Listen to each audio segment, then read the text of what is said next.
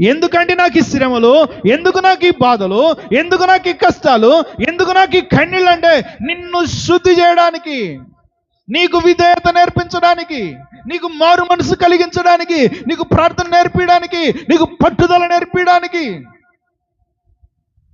నిన్ను మంచిగా మలచడానికి, అందంగా రూపుదిద్దడానికి, అనేకులకు ఆహారంగా నిన్ను మార్చడానికి, నీ ద్వారా అనేకులు ఆకలి తీర్చబడ్డానికి, నీ ద్వారా అనేకులు తృప్తిపరచడానికి దేవుడు నిన్ను తయారు చేస్తాడు. తయారు చేసే క్రమములో ఎన్నో శోధనలు.